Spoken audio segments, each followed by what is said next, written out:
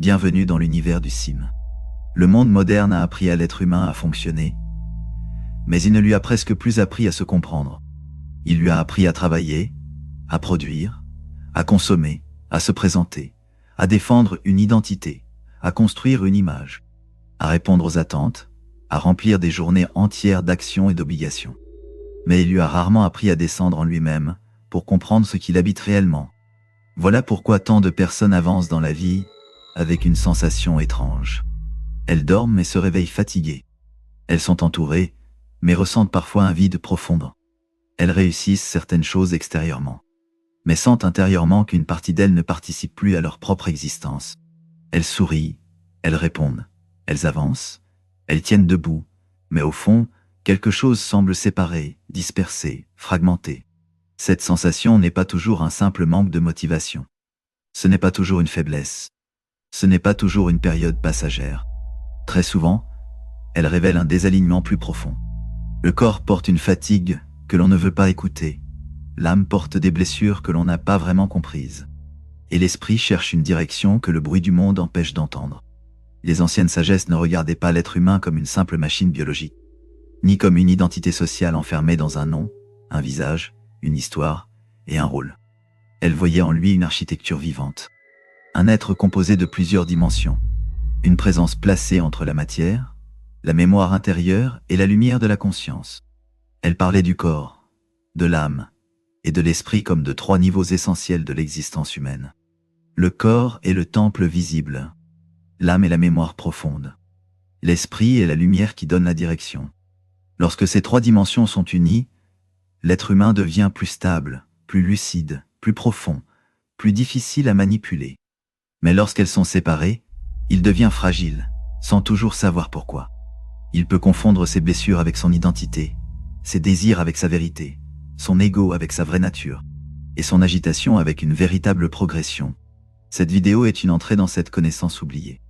Nous allons comprendre pourquoi le corps n'est pas seulement une apparence, pourquoi l'âme n'est pas seulement une émotion, pourquoi l'esprit n'est pas simplement la pensée, et pourquoi l'ego prend souvent le pouvoir lorsque l'être humain perd son axe intérieur. Nous allons avancer pas à pas, non pas pour fuir le monde, mais pour mieux comprendre ce qui se passe en nous lorsque le monde nous éparpille.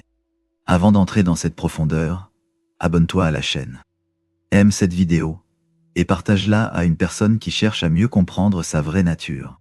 Écris aussi en commentaire ce que ces trois mots réveillent en toi: corps, âme, esprit.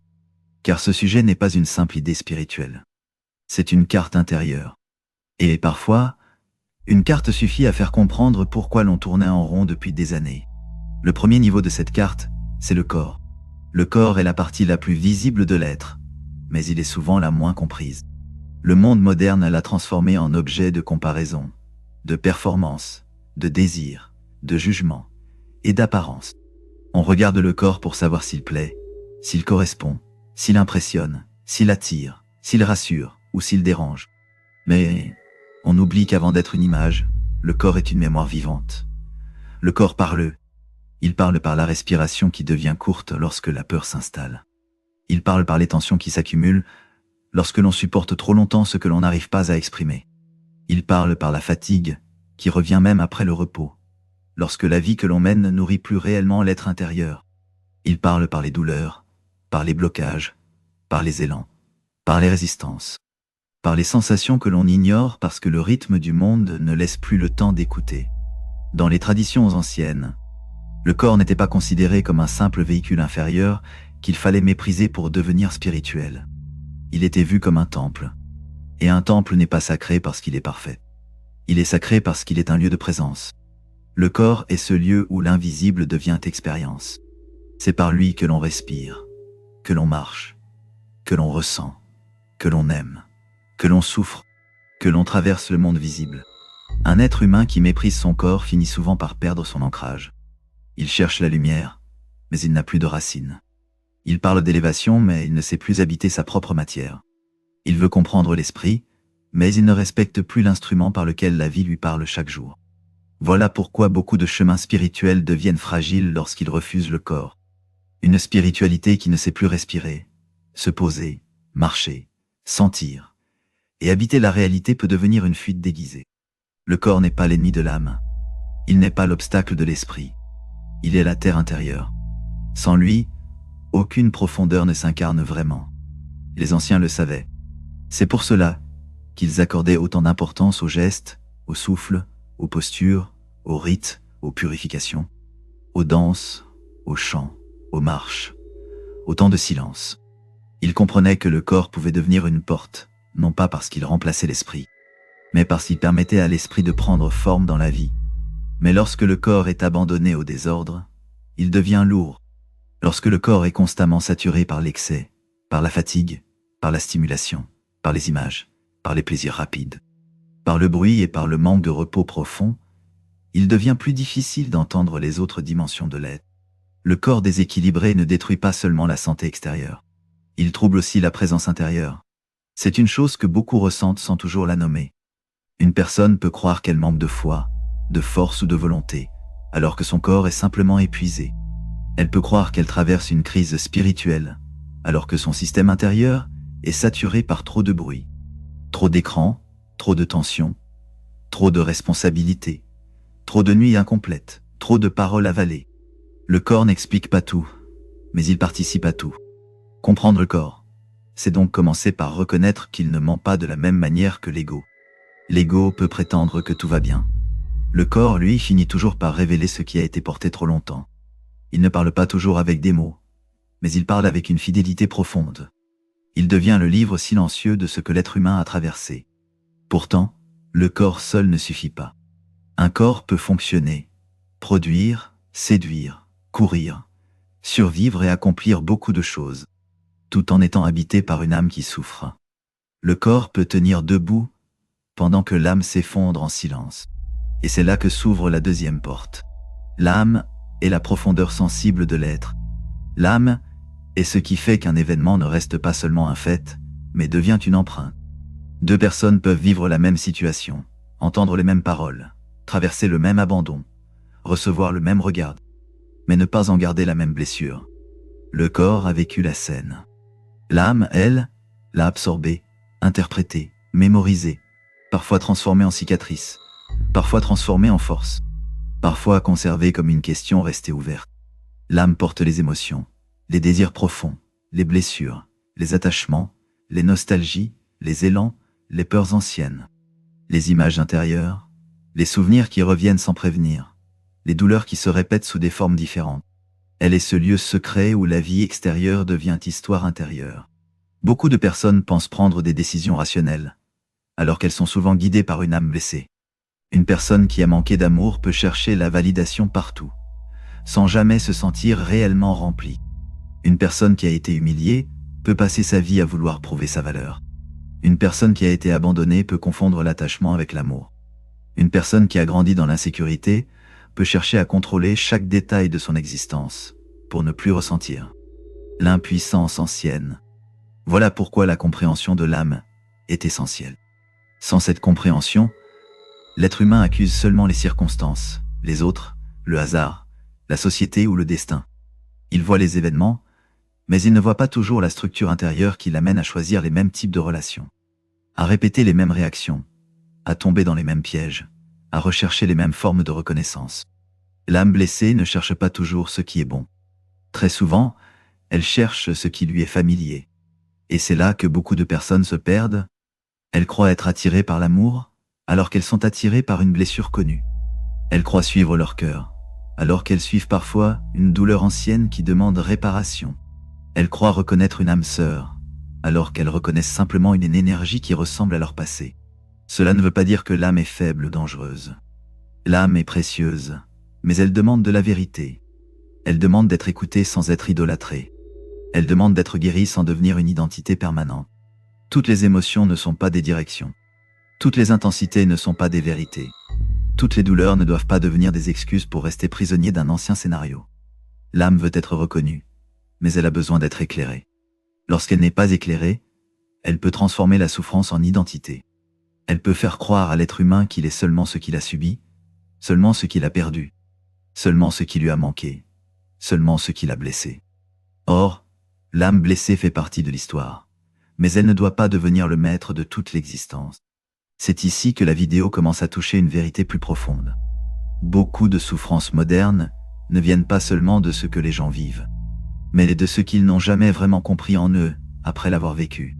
Une blessure non comprise devient une direction cachée. Elle influence les choix, les relations, les peurs, les réactions, les silences, les colères, les dépendances, les attentes. Elle agit dans l'ombre et donne parfois à l'être humain l'impression qu'il est libre, alors qu'il répète. L'âme est donc un lieu de beauté et de danger. Elle est beauté parce qu'elle permet d'aimer, de ressentir, de compatir, de créer, de se souvenir, de donner une profondeur à la vie. Elle est danger lorsqu'elle n'est plus éclairée, parce qu'elle peut noyer l'être humain dans des émotions qui ne savent plus où aller. Le monde moderne exploite énormément l'âme.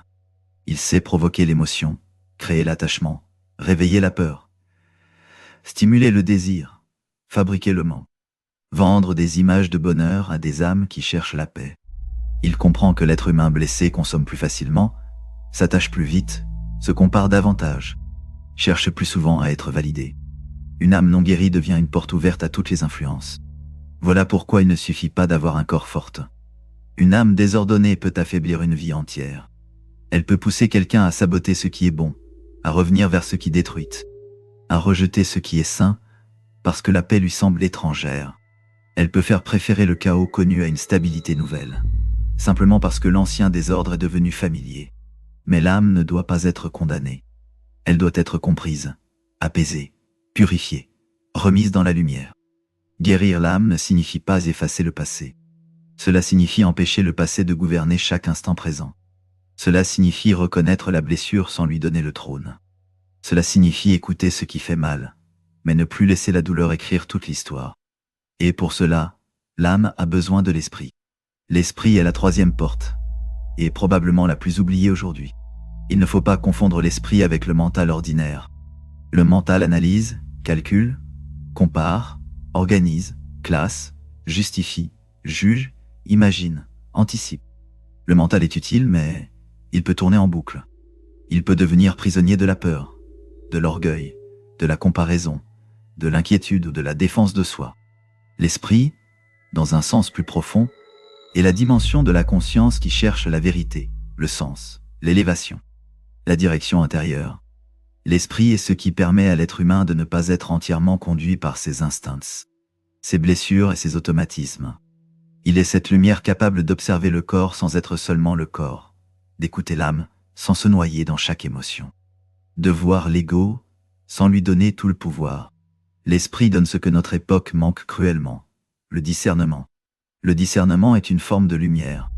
Il permet de reconnaître la différence entre une peur et une intuition, entre un désir et un appel profondo, entre une blessure réactivée et une vérité intérieure, entre une relation qui élève et une relation qui enferme, entre une réussite qui nourrit l'ego et une direction qui respecte l'âme. Sans discernement, l'être humain peut appeler amour ce qui est dépendance. Il peut appeler liberté ce qui est dispersion. Il peut appeler spiritualité ce qui est fuite. Il peut appeler intuition ce qui est simplement une ancienne peur déguisée. Il peut appeler destin ce qui n'est qu'une répétition non comprise. L'esprit remet les choses à leur place. Et c'est exactement ce que l'époque rend difficile. Le monde actuel donne beaucoup d'informations, mais peu de sagesse. Il donne beaucoup de contenu, mais peu de silence. Il donne beaucoup d'opinions, mais peu de discernement. Il donne beaucoup de stimulation, mais peu de profondeur. Il remplit le mental, agite l'âme, fatigue le corps, puis laisse l'esprit sans nourriture. Un esprit non nourri finit par s'endormir. Et lorsque l'esprit dort, l'ego prend souvent la place du guide. L'ego n'est pas toujours un ennemi. Il permet de dire « je », de poser des limites, de se protéger, d'agir dans le monde, de construire une identité visible. Le problème commence lorsque l'ego n'est plus un serviteur, mais un roi. Lorsqu'il veut diriger le corps, manipuler l'âme et faire taire l'esprit. L'ego veut être reconnu. L'esprit veut voir clair. L'ego veut avoir raison. L'esprit cherche la vérité. L'ego veut contrôler l'image.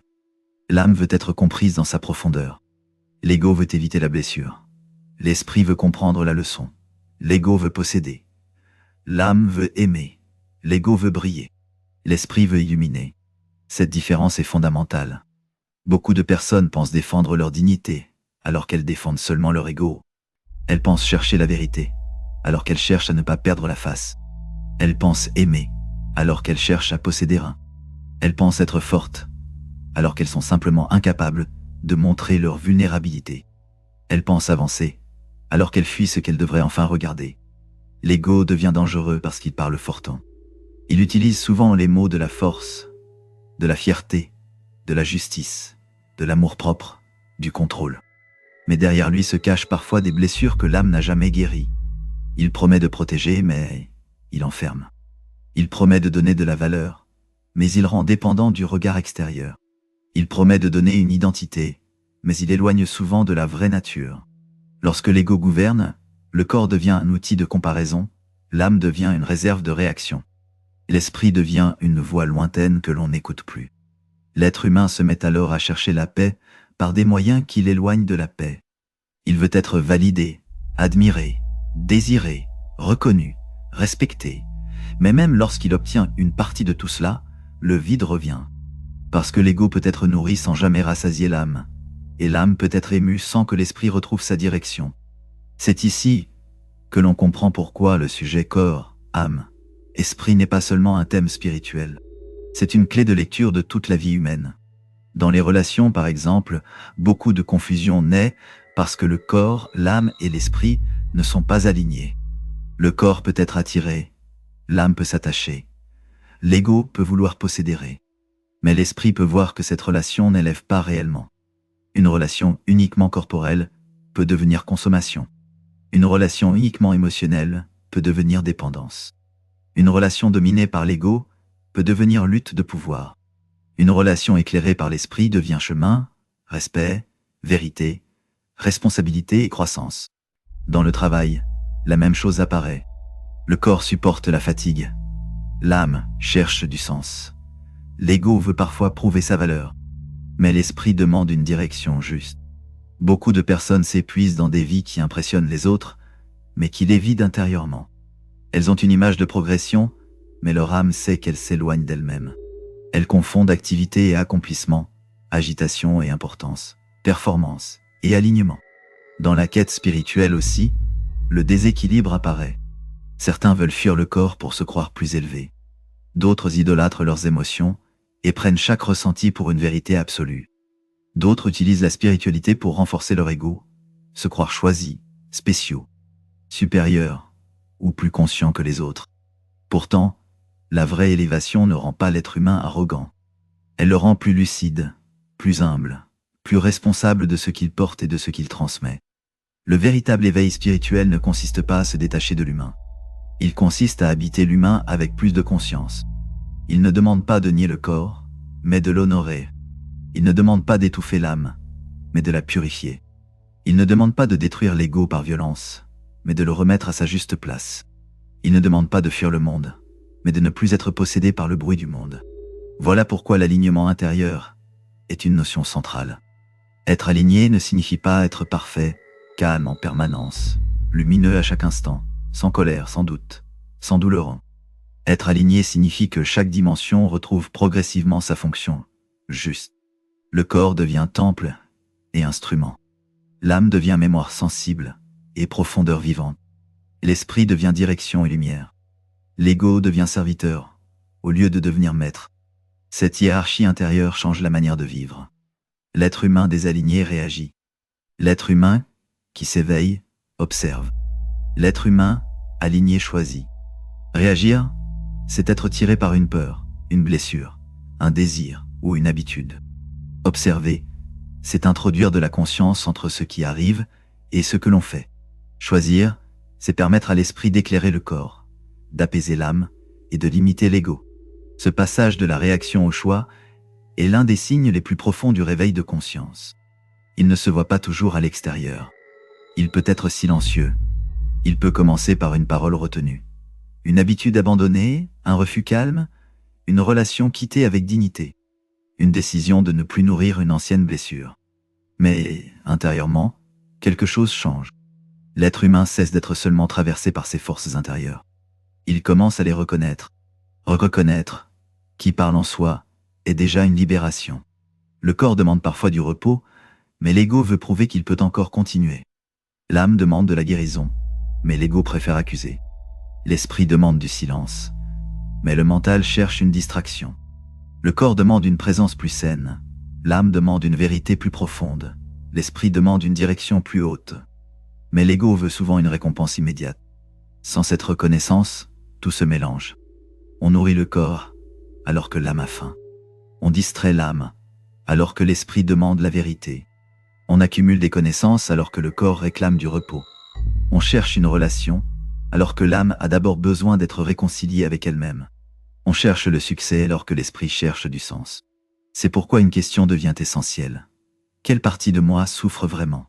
Cette question peut transformer une vie parce qu'elle évite de donner une mauvaise réponse à une vraie douleur. Une personne peut croire qu'elle manque d'amour alors qu'elle manque de paix intérieure. Une autre peut croire qu'elle manque d'argent alors qu'elle manque de direction. Une autre peut croire qu'elle manque de reconnaissance alors qu'elle manque de réconciliation avec sa propre histoire. Une autre peut croire qu'elle manque de force alors qu'elle porte une âme fatiguée depuis trop longtemps. Le corps, l'âme et l'esprit ne demandent pas les mêmes nourritures. Le corps a besoin de repos, de mouvement, d'eau, de rythme, de présence, de soins. L'âme a besoin de vérité, d'écoute, de guérison, de beauté, de liens justes, d'expression profonde.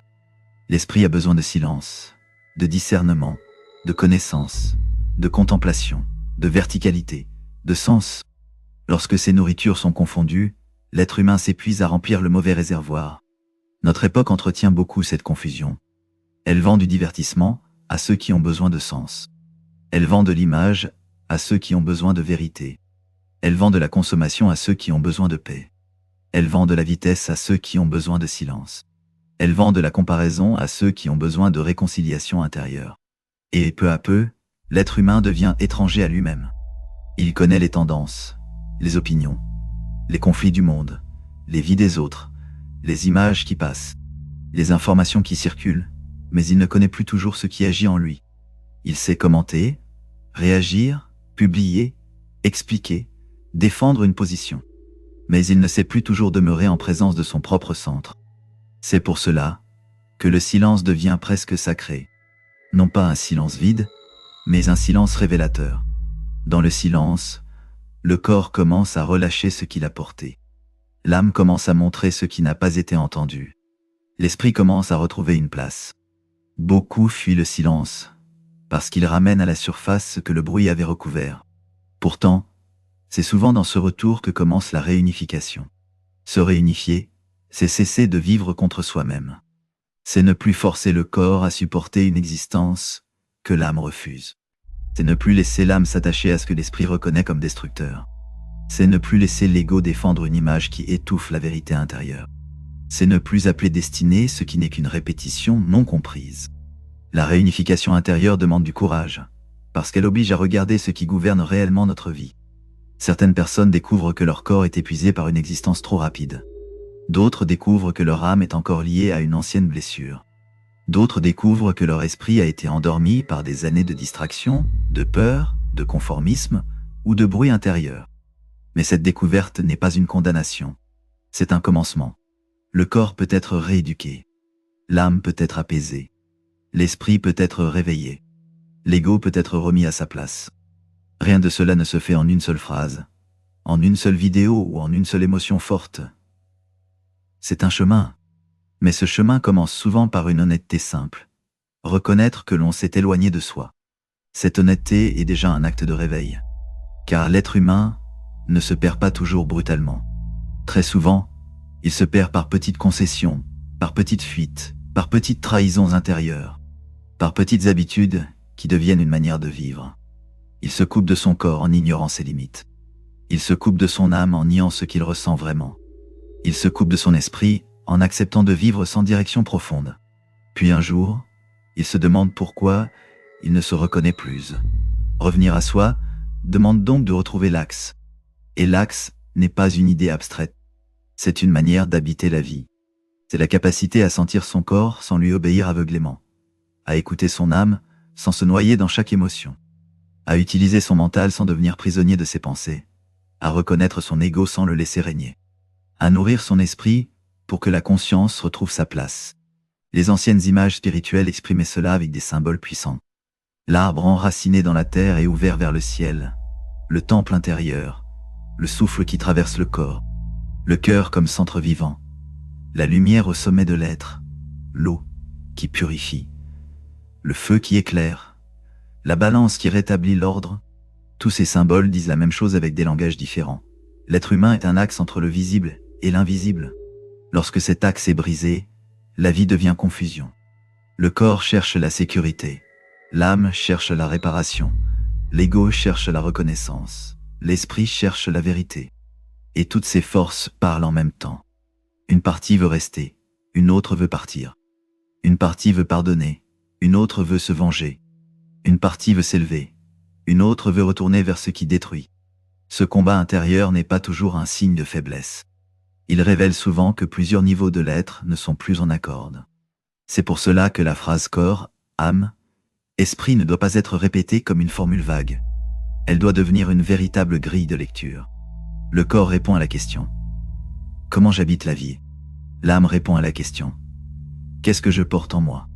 L'esprit répond à la question « Vers quoi ma conscience doit-elle s'élever ?» Lorsque ces trois questions deviennent claires, beaucoup de choses changent. On ne prend plus soin du corps seulement pour plaire, mais pour honorer le temple de la présence. On ne regarde plus l'âme seulement comme un lieu de souffrance, mais comme une mémoire profonde à écouter et à purifier.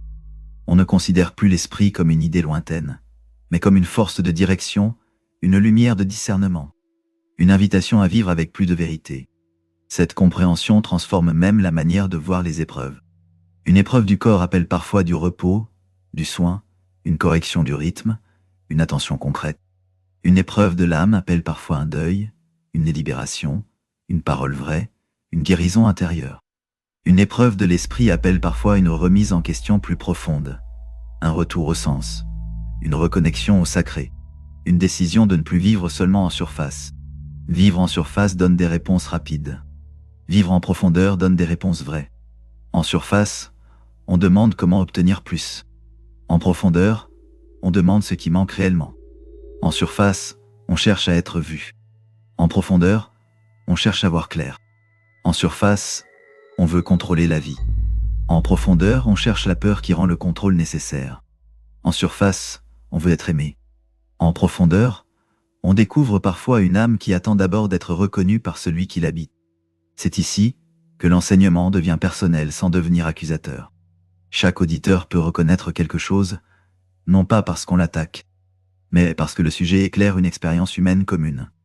Nous avons tous, à différents moments, laissé le corps porter trop, l'âme encaisser trop, l'ego parler trop fort, l'esprit rester trop silencieux. Nous avons tous connu des périodes où la vie extérieure continuait, pendant que l'intérieur demandait une autre direction. Mais la beauté de cette connaissance, c'est qu'elle ne condamne pas. Elle rappelle que l'être humain peut redevenir entier. Il peut apprendre à mieux écouter son corps, non pour devenir esclave du confort, mais pour respecter le temple. Il peut apprendre à entendre son âme, non pour se perdre dans la douleur, mais pour transformer la mémoire en sagesse. Il peut apprendre à nourrir son esprit, non pour se croire supérieur, mais pour vivre avec plus de discernement. La vraie puissance commence là. Elle ne se mesure pas seulement au bruit, à l'argent, à l'image, à la domination ou à l'admiration reçue. La vraie puissance est une unité intérieure. Un être uni, en lui-même, n'a pas besoin de convaincre tout le monde. Il devient plus stable. Sa parole devient plus claire. Son silence devient plus dense. Ses choix deviennent plus cohérents. Il ne cherche plus constamment à être reconnu, parce qu'il commence à se reconnaître lui-même. C'est ce que le monde a oublié sur la vraie nature humaine. L'être humain n'est pas seulement ce qu'il montre. Il n'est pas seulement ce qu'il ressent. Il n'est pas seulement ce qu'il pense. Il est matière, mémoire et lumière. Il est corps, âme et esprit. Et sa paix dépend en grande partie de l'ordre qu'il remet entre ces dimensions. Lorsque le corps domine seul, la vie tourne autour de la survie, du confort, du plaisir, de la peur, de la sécurité. Lorsque l'âme blessée domine seule, la vie tourne autour du manque, de l'attachement, de la réaction, de la répétition. Lorsque l'ego domine seul, la vie tourne autour de l'image, du contrôle, de la comparaison, de la défense de soi. Mais lorsque l'esprit éclaire l'ensemble, le corps retrouve sa dignité, l'âme retrouve sa profondeur, l'ego retrouve sa limite, et l'être commence à retrouver son axe. Voilà pourquoi cette connaissance doit être transmise. Pas comme une croyance imposée, mais comme une invitation à regarder autrement ce qui se passe en soi. Une personne qui comprend mieux son corps, son âme et son esprit, devient moins facile à distraire. Elle reconnaît mieux ce qui l'épuise, ce qui la nourrit, ce qui la divise, ce qui la recentre. Elle commence à protéger son attention, parce qu'elle comprend que l'attention est une porte. Ce que l'on regarde souvent finit par façonner l'imaginaire. Ce que l'on écoute souvent finit par traverser l'âme. Ce que l'on répète souvent finit par devenir une structure intérieure. Rien n'est totalement neutre pour un être sensible. Les paroles, les images, les relations, les habitudes, les croyances, les environnements, les désirs entretenus, les colères répétées, les peurs nourries, tout cela participe à construire ou à disperser l'être intérieur. Cela ne demande pas de vivre dans la peur. Cela demande de vivre avec discernement. Le discernement permet de ne plus tout laisser entrer. Il permet de choisir ce qui nourrit le corps, ce qui apaise l'âme, ce qui élève l'esprit. Il permet aussi de reconnaître ce qui flatte seulement l'ego, ce qui excite le corps sans le respecter, ce qui remue l'âme sans la guérir, ce qui remplit le mental sans éclairer la conscience. C'est ainsi que l'être humain commence à reprendre sa souveraineté intérieure. Non pas une souveraineté orgueilleuse, mais une souveraineté calme. Celle d'un être qui sait que toutes les voix en lui ne viennent pas du même endroit. Certaines viennent du corps et demandent repos, mouvement, sécurité. Certaines viennent de l'âme et demandent amour, reconnaissance, guérison. Certaines viennent de l'ego et demandent contrôle, comparaison, admiration. Certaines viennent de l'esprit et demandent vérité, paix, élévation, alignement. Le travail intérieur consiste à reconnaître qui parle, puis à répondre avec justesse. Au corps, on donne soin et discipline. À l'âme, on donne écoute et guérison. À l'ego, on donne une place limitée. À l'esprit, on redonne la direction. Cette hiérarchie intérieure ne rend pas l'être humain froid. Elle le rend plus entier. Et lorsque cette unité commence à revenir, la vie change progressivement. On ne supporte plus les mêmes mensonges. On ne nourrit plus les mêmes attachements. On ne confond plus chaque émotion avec une vérité. On ne confond plus chaque désir avec un appel profond. On ne laisse plus la partie la plus blessée de soi écrire toute l'histoire de sa vie. Cette phrase est importante. Ne laisse pas la partie la plus blessée de ton être écrire toute l'histoire de ta vie. Ton âme a peut-être été blessée, mais elle n'est pas condamnée à rester dans la blessure. Ton corps a peut-être été négligé, mais il peut redevenir un temple.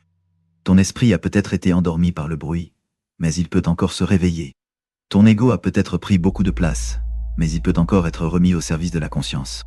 L'être humain n'est pas figé. Il peut revenir à lui-même.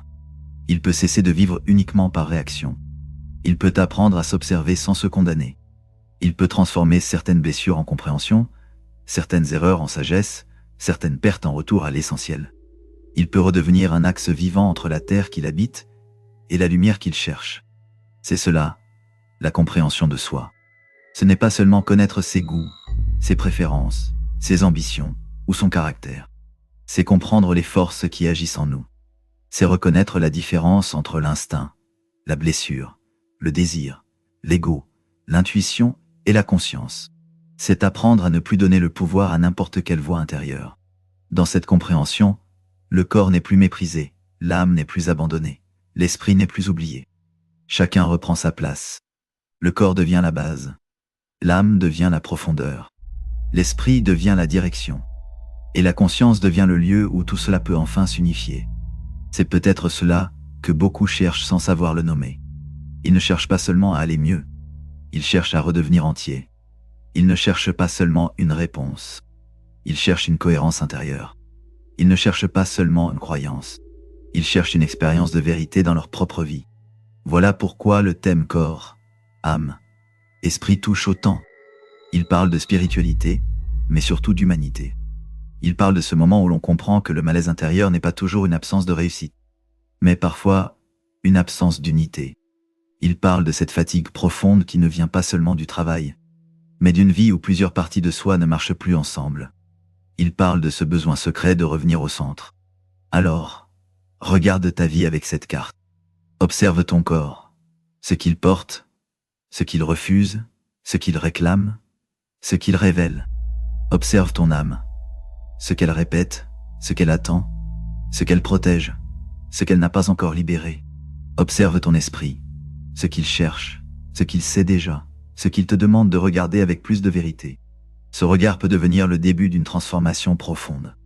Pas une transformation bruyante, pas une transformation faite pour impressionner les autres, mais une transformation réelle, celle qui change la manière de choisir, d'aimer, de parler, de se taire, de travailler, de se reposer, de traverser les épreuves, de répondre aux blessures, de chercher la paix. Car au fond, redevenir entier ne signifie pas quitter la condition humaine. Cela signifie l'habiter autrement, habiter le corps avec respect, habiter l'âme avec vérité, habiter l'esprit avec discernement, habiter l'ego avec maîtrise, habiter la vie avec plus de présence. Le monde t'a peut-être appris à fonctionner, mais il ne t'a pas toujours appris à te connaître. Il t'a appris à répondre, à produire, à consommer, à te comparer, à te défendre, à courir derrière des formes de réussite. Mais il a souvent oublié de transmettre cette vérité simple et immense. L'être humain est une architecture sacrée. Corps, âme, esprit. Matière, mémoire, lumière, ne laisse plus une seule partie de toi prétendre être le tout. Ton corps n'est pas tout ton être.